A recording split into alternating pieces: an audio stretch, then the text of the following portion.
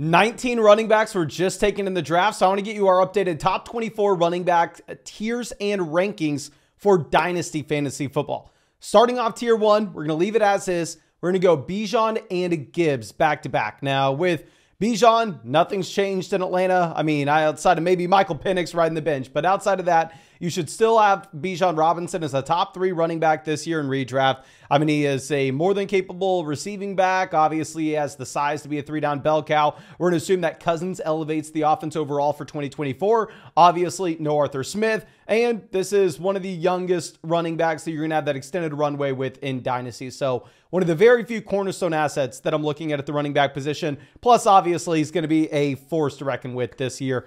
I'm going over to Jahmyr Gibbs. Gibbs, I think you can safely say, is locked and loaded with a very large receiving role going into this next season. It all comes down to the red zone usage between him and David Montgomery. We saw 2 stories with Jahmyr Gibbs in year 1.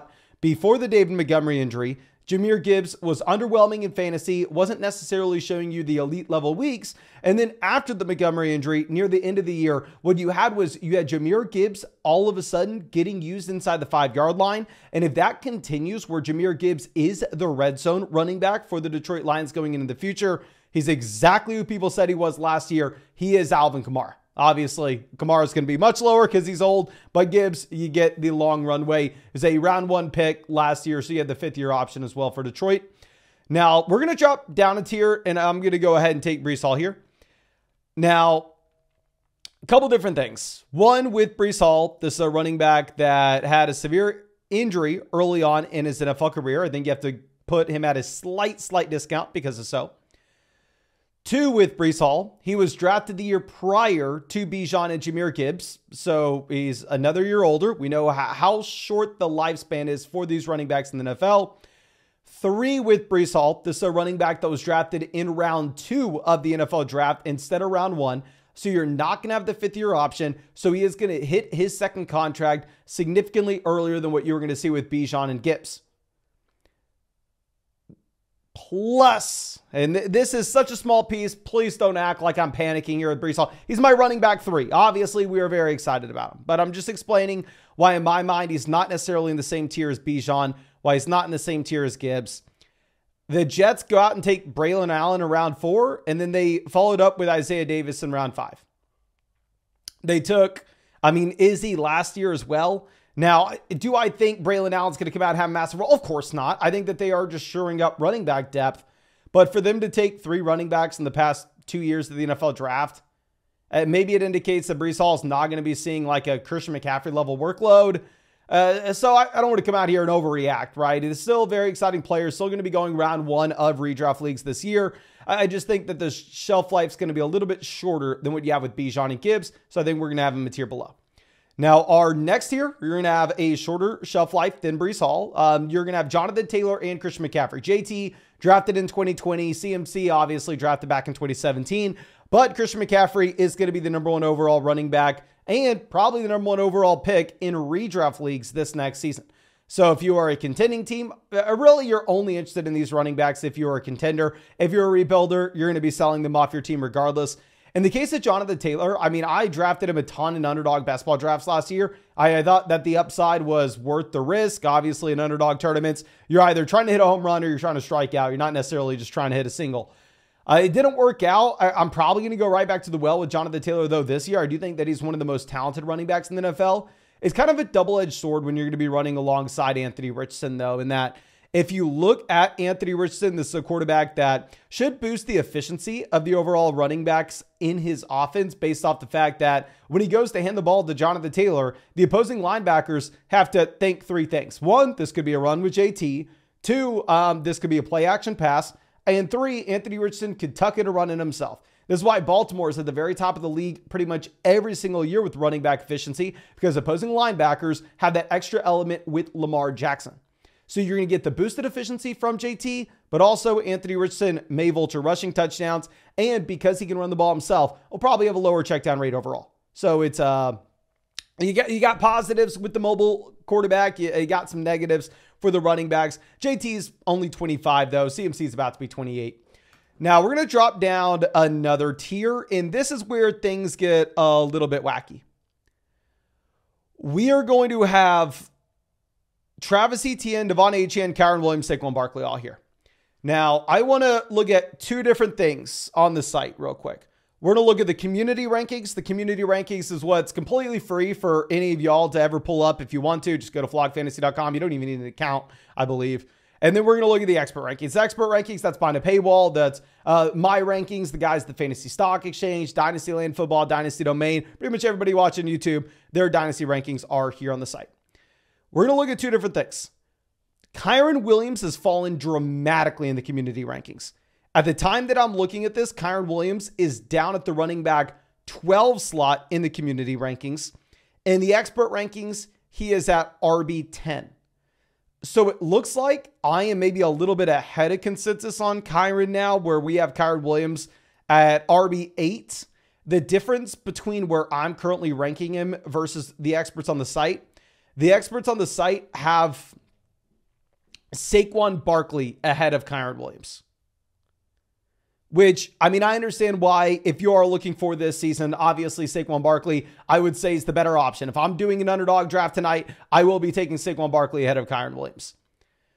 You see Blake Corum come over, and with decent draft capital as well. He goes round 3. Of course, Kyron should be the starting running back in Los Angeles. I mean, that's why I have him ranked as a top 10 guy. But are we going to see the 90% opportunity share that he had last year when he was a full-blown league winner? I don't know. It may come down from 90, 95% of this offense where he was pretty much alone by himself. I guess maybe throw CMC in there last year with that kind of usage, to where maybe it comes down to 70, 75%, which is still a phenomenal running back. It just may not be a top 3 guy. But Kyron's still only 23 years old. I will say, I mean, his prospect profile, I really did not like coming out of Notre Dame, but it doesn't matter what I think now based off what he did last season. I still think he's a very exciting player. Travis Etienne's going to move to the top of this tier for me based off the fact that Jacksonville, I mean, yes, they go through and they take a running back at pick 167. Hook 'em horns, but I'm not super concerned at what we are seeing there. Be a little bit more concerned about the fact that you have Blake Corum going round 3. You have Jalen Wright, very talented running back, going over to Miami. But these are running backs that are younger than Barkley. But of course, if you want to pull up like all our dynasty rankings, the community rankings, the expert rankings, you can hit filter and then add expert, and you can look at any expert you want, including myself. It's all on flockfantasy.com, plus all the dynasty rookie draft guides you could want, plus our dynasty team analyzer, plus our dynasty trade calculator, plus more exciting tools we have coming to the site very soon. Promise you, we're going to continue to invest into it. Yeah, it's all on the site. You can find the link in the description in the comment section. Code FLOCK, get hooked up with 30% off any sub. Plus, with code FLOCK, yours truly will break down your dynasty team in a podcast. But let's move down to the next tier. We're going to go Kenneth Walker, James Cook, Rachaad White, Jonathan Brooks, Trey Benson. Now, I think if you are looking at how you can rearrange this tier, of course, this is why we do tier lists, right? I'm not going to come out here and scream, oh my gosh, you have to have Kenneth Walker over Jonathan Brooks or you're an idiot. No. If you're a rebuilding team, I am completely fine you taking Jonathan Brooks RB10. I'm completely fine you taking Trey Benson RB11 or L, maybe even RB10. Inside the same tier, it's going to be up to your personal preference, up to your overall dynasty team, because obviously if you're a rebuilding team, it would make way more sense for you to go after the rookie running backs. Whereas if you were contending, you're looking at Walker, Cook, White as running backs that we've seen prove that they can be productive options at the NFL level. If you're looking at what their respective NFL teams have done, obviously the Seattle Seahawks don't bring in another running back. I mean, we all got screwed with the Zach Charbonnet pick already last year, but that was priced in coming in, of course. If you're looking at Buffalo, Ray Davis goes pick 128. But the thing is, let's pull up this Buffalo Bills depth chart, because if you're looking at these guys that are going past like pick 120, very rarely am I going to say that's like a bad thing. I understand that we just maybe gave Devon Achane a slight knock because, I mean, yeah, Jalen Wright going, but I just think that Jalen Wright is a much better running back than what you're typically expecting this range. But outside of the Ray Davis pick, right, which, yes, Buffalo brings in another RB, you have to kind of look at this depth chart. They had Ty Johnson and Darrington Evans. If you're an NFL team, do you want Ty Johnson to be your running back 2 going into the season? Or regardless of what you think about your starter? I mean, hell, even if I have Christian McCaffrey, I don't want that to be the case. So, I mean, it makes sense for them to go out there and take a running back as pure depth.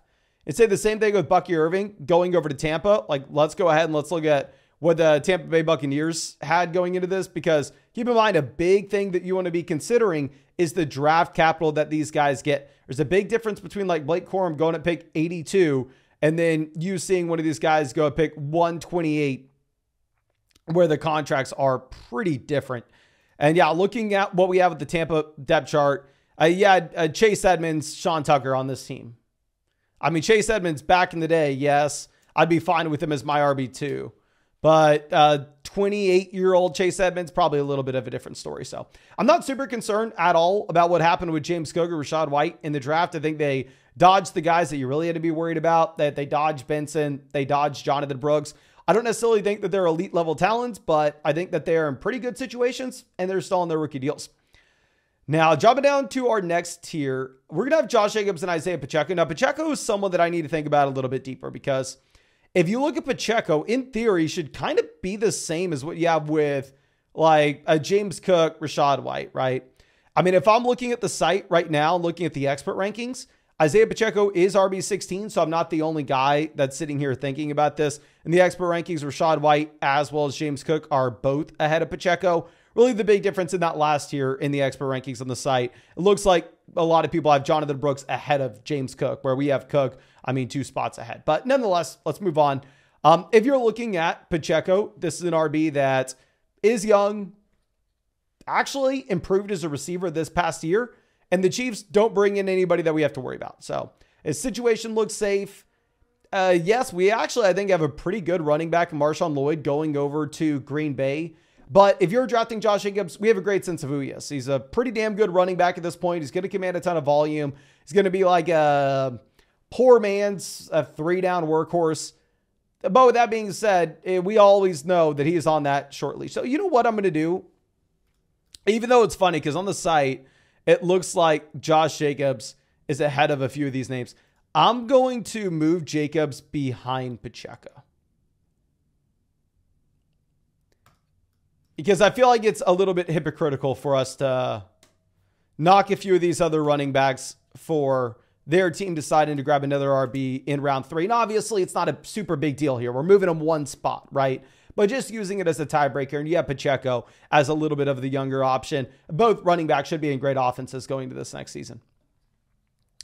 Now, after this tier, I think we have a pretty big fall off. Okay, just to be completely honest with you. I think that it's very difficult to rank these guys 17 through 24, which is why they're pretty much all going to be together right now. We're going to go Joe Mixon here at 17. Now, if you're looking at Mixon, running back drafted way back in 2017 in the same draft class that you had Leonard Fournette, washed out and done. Dalvin Cook, washed out and done. Mixon staying along. Obviously, he's washed out of Cincinnati, but finds a home in Houston. Should be a pretty damn good offense. Similar to Christian McCaffrey, Joe Mixon was so damn young, 20 years old at the time of the draft. And at the same time, I think he was the youngest running back in that 2017 draft class. So he's going to be 28 for this next season. If you're drafting Mixon, you're hoping for 1 to 2 years, right? If you draft Mixon and he turns out to be a running back 1 this season, and then he is a low-end RB2 next year, that's a hit. You're excited about what you got. The concern is, you draft Mixon, he's an RB3, and then you never hear from him again. But it's a great offense at Houston. We know that Mixon, I don't want to say that he is a phenomenal receiving back. Back when he was at OU, I thought he was going to be. But nonetheless, he can catch the ball. There's nobody else really you have to be worried about for the Texans. And it should be one of the better offenses in the NFL. So where I'm going to give him the benefit of the doubt. If I'm a contending team, I'm excited about him. Tony Pollard, a running back that I really didn't draft at all last year.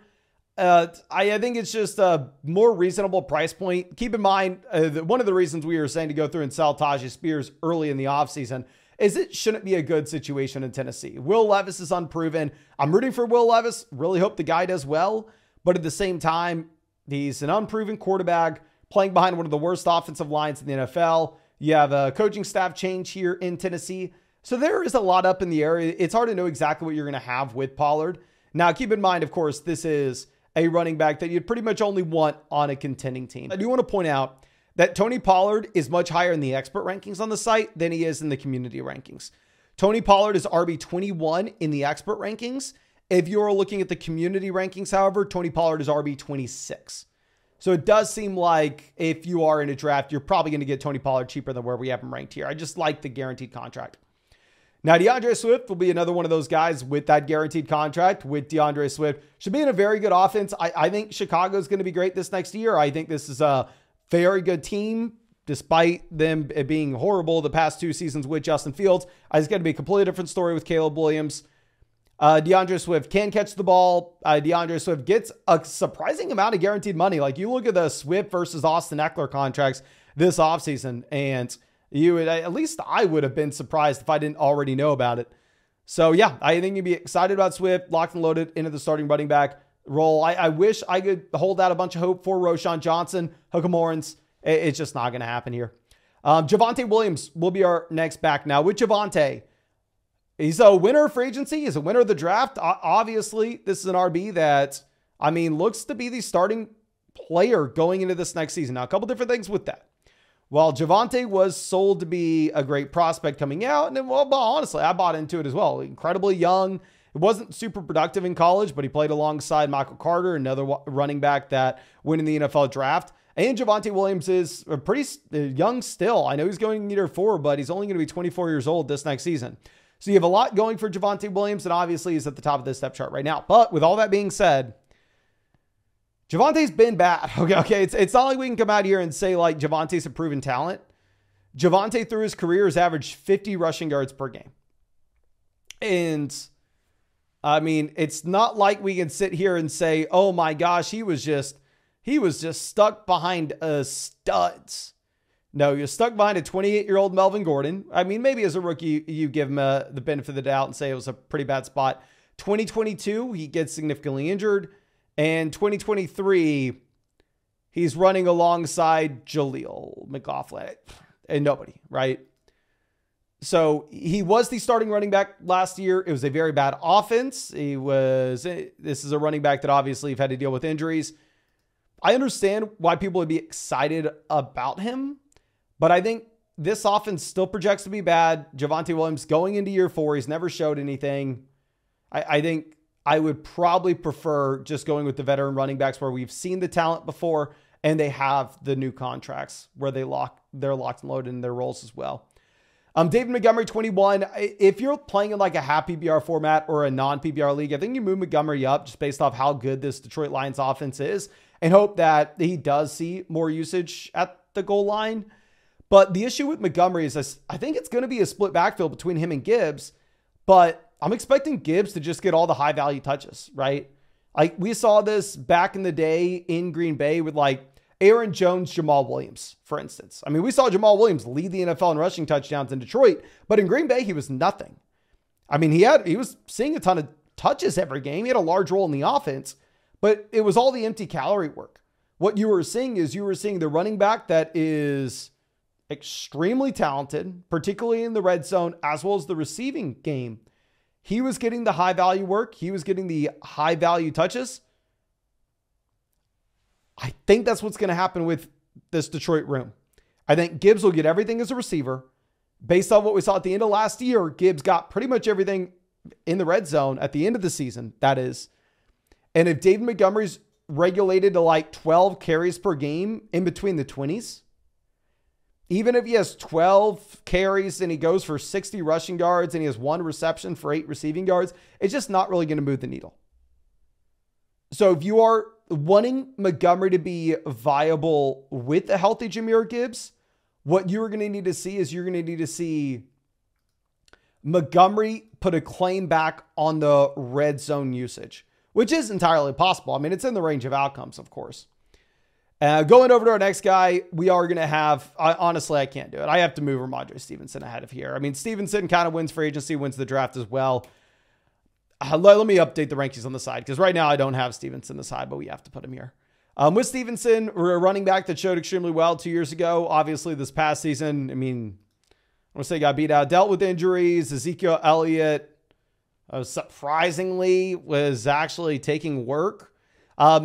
Coaching staff change here, so don't act like Stevenson's guaranteed anything, but it looks like he will be the starting running back going into this next season and what should be one of the worst offenses in the NFL. But he's young, he has upside, and he's capable of a receiver.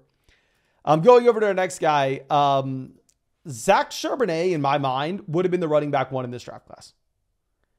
This is a talent over situation pick here. And I think that Charbonnet may end up being one of the best values in drafts. If you're looking at both where he's going, I mean, even if you look at underdog redraft leagues, I think that he is very, very exciting. But the argument that I would make for Zach Charbonnet is this is a running back that's almost guaranteed to have the receiving usage this next season. And if you were to get an injury to Kenneth Walker, I think he can turn into be a league winner. So I think you can play him as like an RB3. I wouldn't rank him as a top 24 running back with healthy Kenneth Walker. But if Walker were to go down, then I think he does have a ton of upside. But keep in mind, he would be significantly cheaper for you if you weren't following these rankings. Right now, if you look at the community rankings on the site, Zach Charbonnet is RB 35. So well below this. If you look at the expert rankings, he is a lot higher. If you look at the expert rankings, he's RB 27, but still lower than where I have him ranked here. And then our last guy will be Alvin Kamara. In my mind, probably going to be a pretty bad offense. Kamara is that older option. He's going to be 29 years old at the start of this season. So I think you're hoping that you get running back 2 season out of him, and then maybe not much more after that. But I think that's all I have for you. Again, thank you so much for sticking with me. I'm going to keep it straight with you. We're probably going to wind down the Dynasty channel and not be posting as much here as we did at the beginning of the offseason. Probably more so going to be posting on the main channel, Flock Fantasy. We're going to start getting a ton of underdog drafts going soon. But of course, we'll always keep our Dynasty rankings updated on the site. Probably get y'all some Dynasty content on the site too. So if you want Dynasty Team Analyzer, Dynasty Trade Calculator, Dynasty Rookie Draft Guides, you want me to break down your Dynasty team, you want all my Dynasty rankings and all the premium content for pretty much everybody watching YouTube. It's all on flockfantasy.com. Code FLOCK to get 30% off any sub, and yours truly will break down your team. Find that link in the description in the comment section. But thank you again, ladies and gentlemen. Appreciate you. Hope you have a great day. Hope we get to see you out with the video sometime soon.